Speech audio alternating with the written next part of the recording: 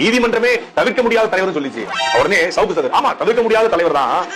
நிறைய கதைகள் சொல்வதனால அவர் தவிர்க்க முடியாத தலைவர். அதுக்கு என்ன கதை சொல்வாருன்னு சொல்லி சொல்றாருன்னா, டெல்லிக்கு சீமான் அவர்கள் போயிட்டு வரும்போது அவரும் ராடாசன் இருக்கும் போது அவங்க வந்து படம் பிடிச்சாங்க, துப்பாக்கியோட படம் பிடிச்சாங்க. அது என்னுடைய படத்தை வச்சிருந்தாங்க. உடனே இந்த படத்தை துப்பாக்கில ஒட்டி வச்சிருந்தாரு. இது அப்படி சொல்லவே இல்லை சீமான். அலைபேசியில படத்தை வச்சிருந்தான்னு சொன்னத துப்பாக்கில படத்தை ஒட்டி வச்சிருந்தாரு அப்படின்னு சீமான் கதை சொன்னாருன்னு சொல்றான்.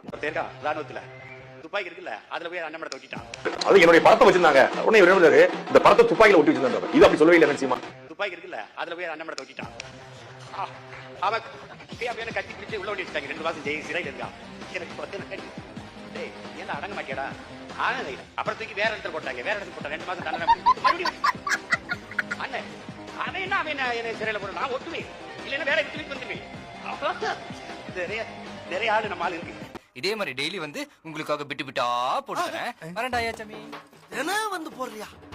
இன்னைக்கு போட்ட புட்டே செருப்பு லெவலுக்கு வந்துருச்சடா. நாளைக்கு உனக்கே சாக்கிடுவானே.